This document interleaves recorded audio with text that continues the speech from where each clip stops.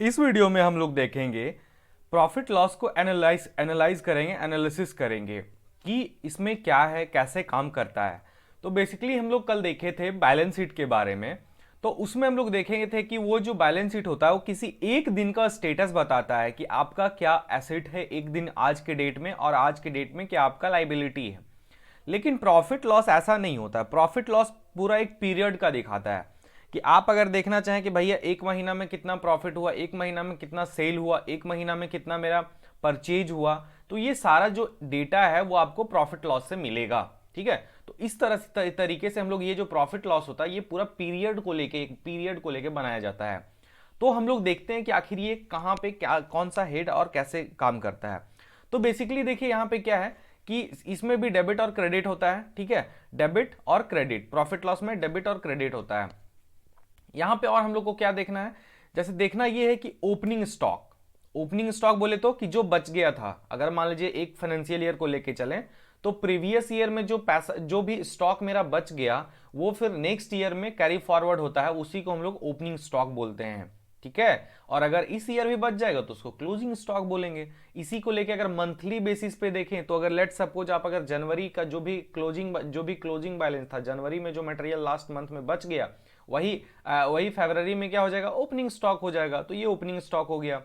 Purchase क्या हो गया, जो भी आप वॉट एवर, जैसे जिस चीज में आप डील कर रहे हैं, या आप मैन्युफैक्चरर हो सकते हैं या तो आप ट्रेडर हो सकते हैं।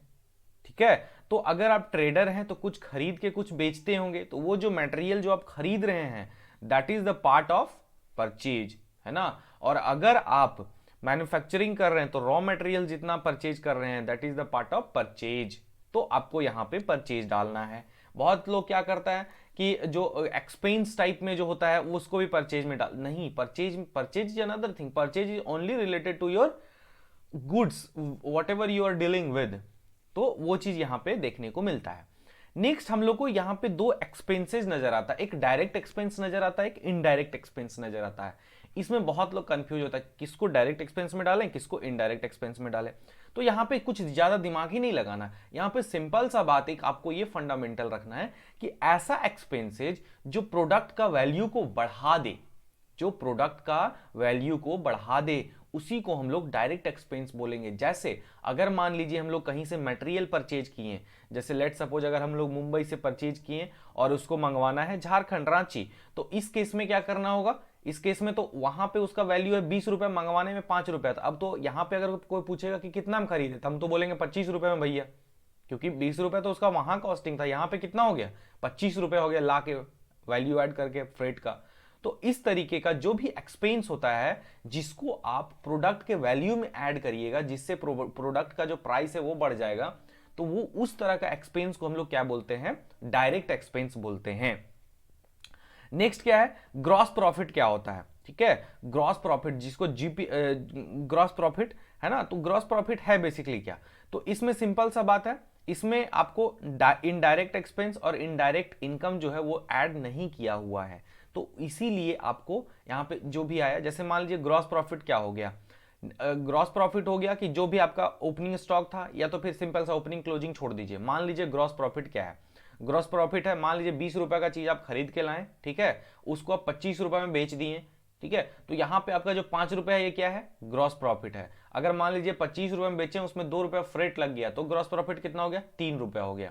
तो इस तरीके से जो निकलेगा वो ग्रॉस प्रॉफिट है। अब ऐसा थोड़ी है कि सिर्फ डायरेक्ट एक्सपेंस ही होता है, अगर आप काम कर रहे हैं, बिजनेस कर रहे हैं, तो उसमें वेरियस एक्सपेंसेस होते हैं, है ना।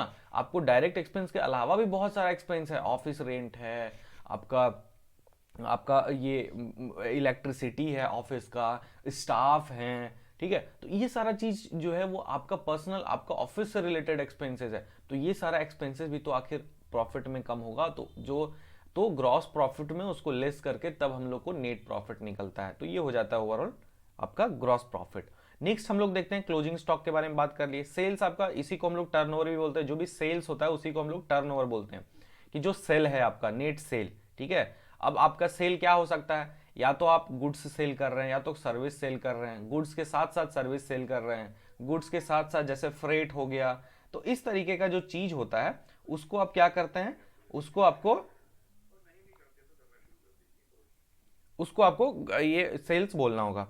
नेक्स्ट अब हम लोग देखते हैं इनडायरेक्ट इनकम्स की क्या होता है। इनडायरेक्ट इनकम क्या होता है? लेट सपोज कंपनी का जो प्रायोरिटी है, कंपनी जो प्राइम गुड्स में डील कर रहा है, उसको हम लोग अगर बेच रहे हैं तो that is the part of sales. लेकिन कंपनी का अगर मान लीजिए कहीं कोई एफडी करवा दिया, या फर्म या तो प्रोप्राइटरशिप एफडी करवा दिया, वहां से जो इंटरेस्ट आ रहा है that is the part of indirect income, that is indirect income, है ना। तो इस तरह से हम लोग यहां देखते हैं। और क्या हो सकता है? अब मान लीजिए कहीं वो एक्स्ट्रा इन्वेस्टमेंट करके रखा, वहां से कुछ आ गया, तो that is the part of indirect income. ठीक है, तो इस तरीके से हम लोग देखें। और इनडायरेक्ट एक्सपेंस जो वैसा एक्सपेंस जो हम लोग प्रोडक्ट में वैल्यू में ऐड नहीं कर रहे हैं, that is called indirect expense. That is the normal definition of expenses. तो यहां पे आपको देखना है, देखिए दो चीज होता है, एक एक्सपेंडिचर होता है और एक एक्सपेंस होता है। एक्सपेंडिचर क्या होता है कि जो भी एक्सपेंडिचर है उसको आप तुरंत यूटिलाइज नहीं करिएगा, वो आपको लॉन्ग टर्म में बेनिफिट देगा, लेकिन जो एक्सपेंस होगा वो तुरंत बेनिफिट देगा। मान लीजिए आप यहां से जा रहे हैं, आप बस किराया दिए तो दैट इज एक्सपेंसेस। लेकिन वही आप जाने के लिए क्या किए, कार खरीद लिए, तो दैट इज एक्सपेंडिचर। आपको जो बस भाड़ा दिए वो तुरंत खत्म हो गया, जहां से जहां तक गए खत्म, उसके बाद कोई यूज नहीं। लेकिन एक्सपेंडिचर क्या है? एक्सपेंडिचर अगर आप कार खरीद लिए तो लॉन्ग टर्म में आपको बेनिफिट देते रहेगा। तो दिस इज कॉल्ड एक्सपेंसेस और एक्सपेंडिचर। एक्सपेंसेस जो होता है हमेशा पार्ट ऑफ होता है प्रॉफिट लॉस का। एक्सपेंडिचर जो होता है वो पार्ट होता है आपका बैलेंस शीट का, that is the part of asset. ठीक है, वो चीज आपको एसेट बना के देता है एक्सपेंडिचर, जिसको हम लोग बोलते हैं, उसको हम लोग कैपिटल एक्सपेंडिचर भी बोल सकते हैं। ठीक है, तो उम्मीद करते हैं प्रॉफिट लॉस समझ में आ गया होगा। Thank you ji.